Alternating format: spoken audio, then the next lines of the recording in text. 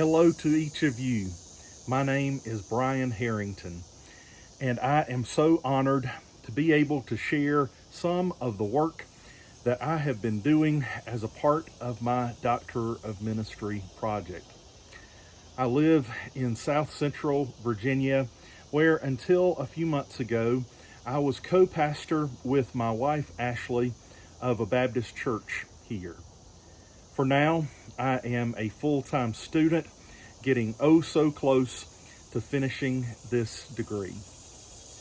My presentation for today is entitled, Becoming Faithful Witnesses, Leading White Protestant Congregations to Racial Justice.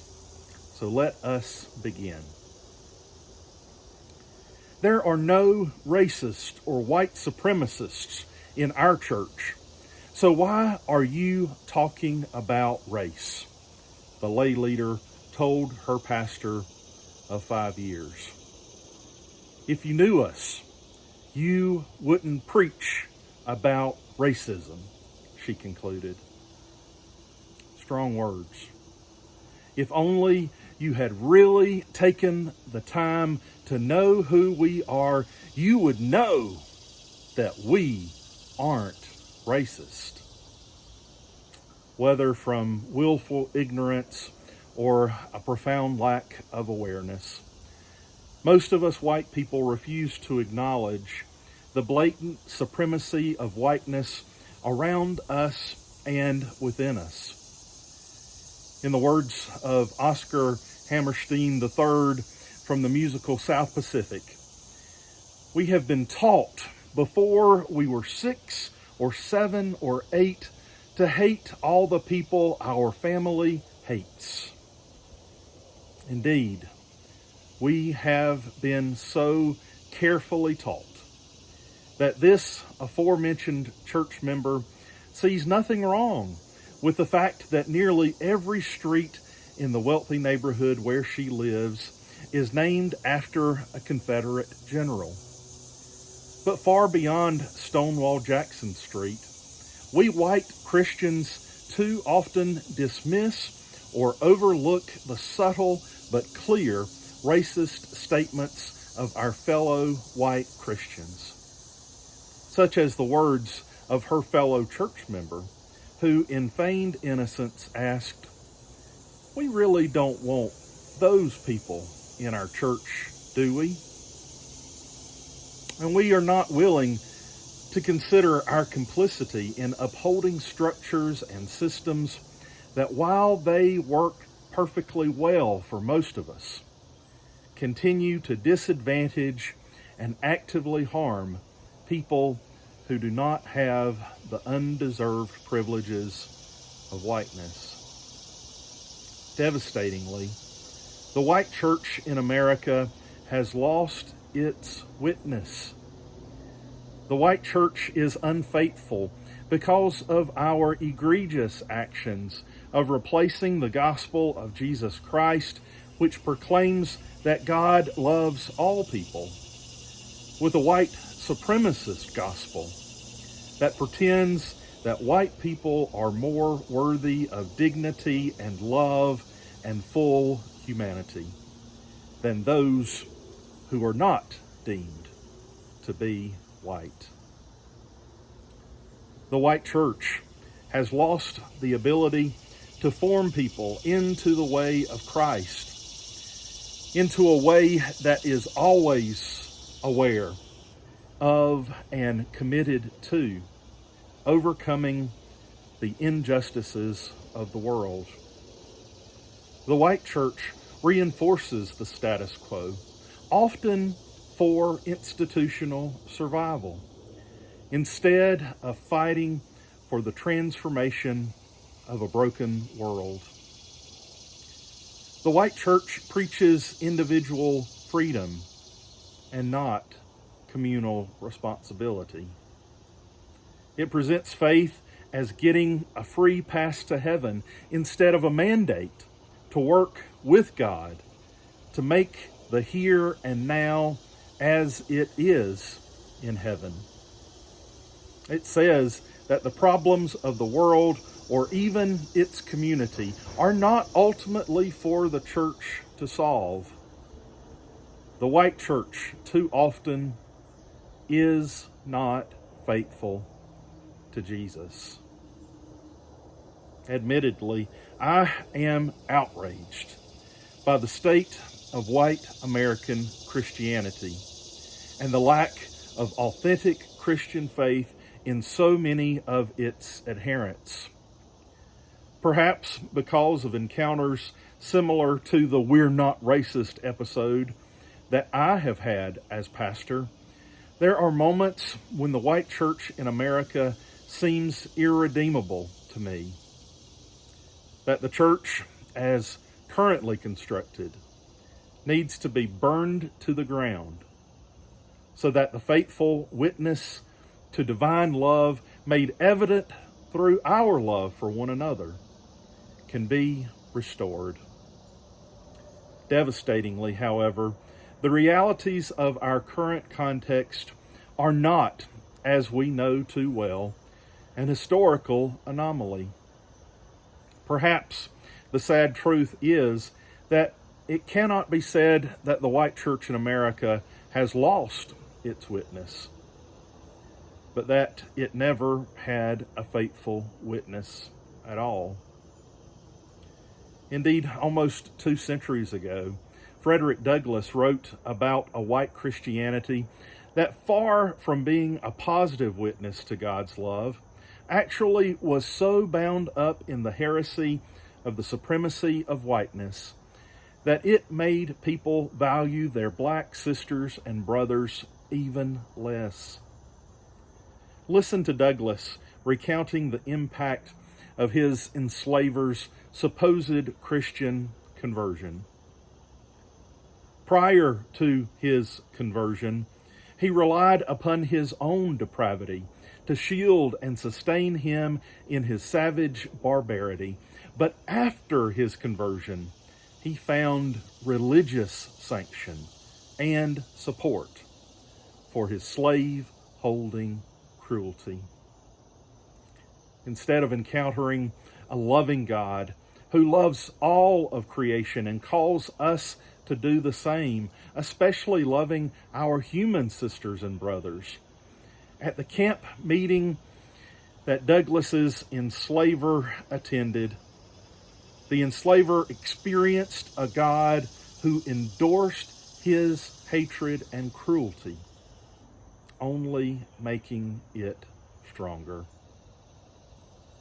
If we fast forward to the middle of the last century, we find that other black Americans knew the depravity of whiteness too. James Baldwin, for one, saw white America and the white church in a way it could not and still cannot see itself. In the early 1960s, Baldwin wrote of white Americans, "They are, in effect, still trapped in a history which they do not understand. And until they understand it, they cannot be released from it. They have had to believe for many years and for innumerable reasons that black people are inferior to white people. But they are still our sisters and brothers, our lost younger sisters and brothers." Sadly, most of us white Americans and white Christians are still lost 60 years later, though many people, like the woman in the opening story, do not want to believe that it is true. Some people want to talk about the gains that black people have made in the last decades, most notably the election of Barack Obama as President of the United States, as proof that we live in a post-racial society, that race no longer matters in our country. Of course, though, it is not the racism that has changed. It is the rhetoric. Consider an example from American politics. Lee Atwater, former advisor to Presidents Ronald Reagan and George H.W. Bush, was recorded in 1981 describing the so-called Southern strategy of the Republican Party, saying this: you start out in 1954 by saying N-word, N-word, N-word. By 1968, you can't say N-word. That hurts you, backfires. So you say stuff like forced busing, states' rights, and all that stuff. The racism has not disappeared. It has just gone underground, so far underground, though, that many white Christians do not even recognize our participation in it. Instead of the blatant, overt racism of a few generations ago, today it is subtle, but equally pernicious.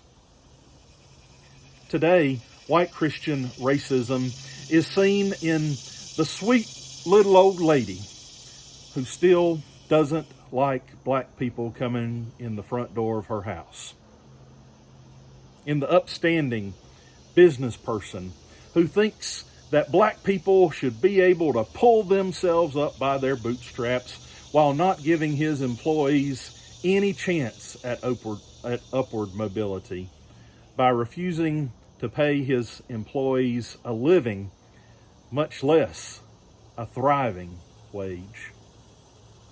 It can be seen in the town council member who is so focused on bringing new jobs to town that she forgets to tangibly address the immediate impacts of poverty in a predominantly black neighborhood in her town. It looks like an older man's questioning of if we really want those people in our church. This is the reality in the white church today. Racism is rampant, but few recognize the problem, and even fewer feel called to do something about it. The truth is, as Austin Channing Brown stated, sadly, most white people are more worried about being called racist than about whether or not their actions are, in fact, racist or harmful. This is the context in which so many white Christian ministers live today. Most white churches are not located in places where many people are receptive to a faith that challenges dominant cultural assumptions, in or near large cities or in college towns, but in rural areas and small towns where too often merely the desire to work for racial justice is met with suspicion, if not outright disdain. That is the context, too, in which students trained here at LPTS will enter after they graduate. What then are we going to do? How do we support current pastors boldly preaching a prophetic message that might cause them to lose their jobs? And how do we prepare future pastors to lead congregations that may be adversarial, if not outright hostile? It may sound too simplistic, but listen to the words of one pastor that I interviewed. It's not that difficult, he said. You decide who you are going to be, and everything falls into place. I repeat, you decide who you are going to be, and everything falls into place. Or to put it another way, we must know who we are, who God created and called us to be. Then, faithfully following in the way of Christ isn't just the obvious choice, but the only choice. We must be so certain of who God called us to be, that we literally know no other option but to authentically be ourselves and faithfully preach the gospel as best we understand it. These words, I might add, are the words of someone who, quote, never dreamed that he would be fired from any church position. They are spoken by a pastor whose life and the life of his family were irreparably harmed when he was unwilling to block the potential hiring of a black minister of music in the church he had pastored for less than 3 months. These are the words of someone whose whole family was called inward lovers because of his faithfulness to do what is right. They are the words of someone who subsequently left active ministry for a full decade because of how hurt he was by that church. Even still, he said, it's not hard. Be who God called you to be. As someone who now has the experience of being effectively run off from my last church, I concur with this pastor and with the eternally optimistic fictional character Ted Lasso, who said, doing the right thing is never the wrong thing. Once we feel confident about what is right, it is easy to do the right thing. But it also isn't. It can cost us our job, our livelihood, our relationships, our social standing, and our self-confidence. It can also strain our confidence in the church and our faith in God. So which white pastors are willing to fight this fight? Those who have been converted, those who have been transformed by life experience and by the Spirit of God, those who know that their very own soul and innumerable black lives depend on this work. The pastors that I interviewed talked about experiences that have transformed them, some from their earliest years and others later as teenagers and adults, steeling them for the work of prophetic faithfulness. One pastor remembers as a young child looking at a picture book of U.S. history, noting how few white specks there were in pictures from the 1963 March on Washington, and wondering if he would have been there if born a few decades earlier. The aforementioned pastor, who was willing to fight racism even though it got him fired, was formed by a father who taught him and demonstrated to him that their black neighbors were worthy of dignity and respect and equitable treatment. So much so that the future pastor, even as a teenager, was willing to fight the status quo and break down entrenched racial barriers of the Jim Crow South in which he lived.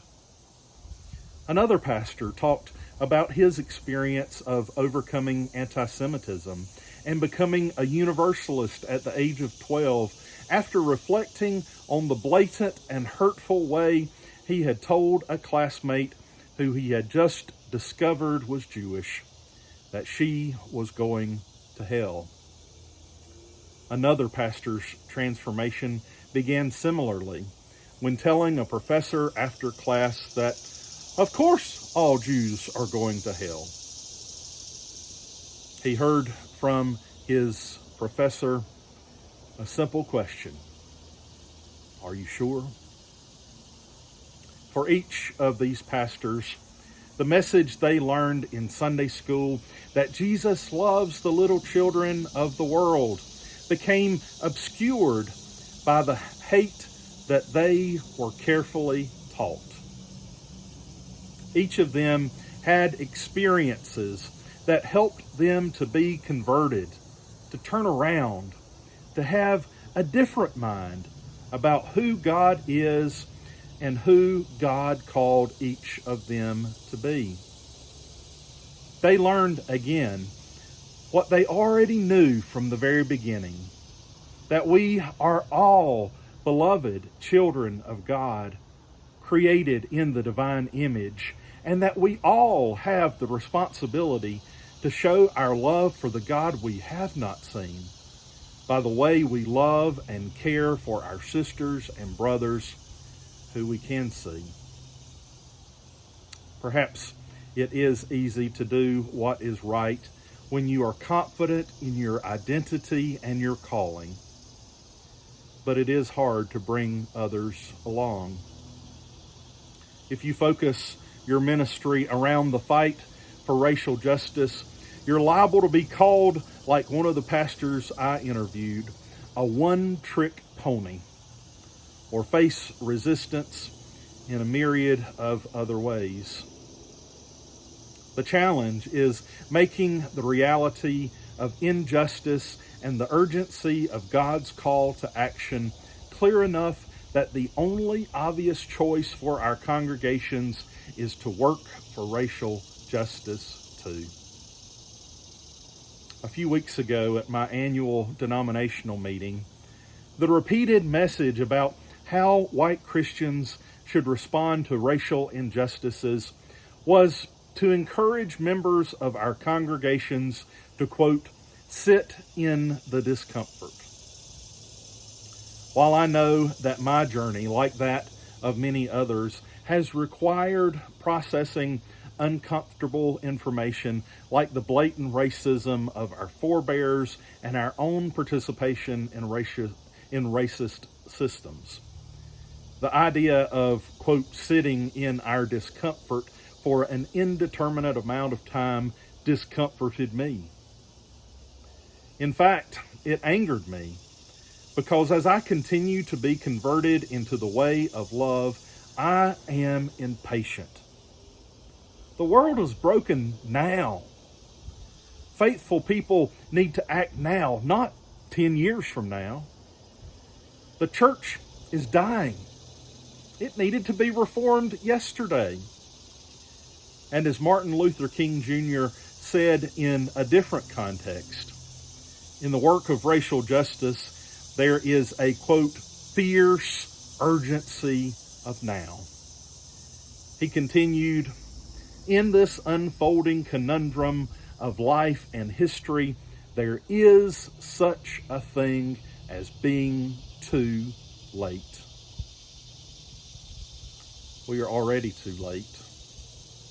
Centuries too late for countless acts of violence against black lives. But for today, we aren't too late. For tomorrow, we still have a chance. So thanks be to God for the work of Louisville Seminary in training future pastors and therapists and ordinary people to know that the work of racial justice is the heart of the gospel. May the seminary and all of us keep reminding everyone that God is still in the business of transformation, and that transformation enables us to walk in the way of love. It's easy to do the work when you know who you are. The challenge is that much work remains. May we all, in the words of the amazingly inspiring Dr. Angela Kauser, press on.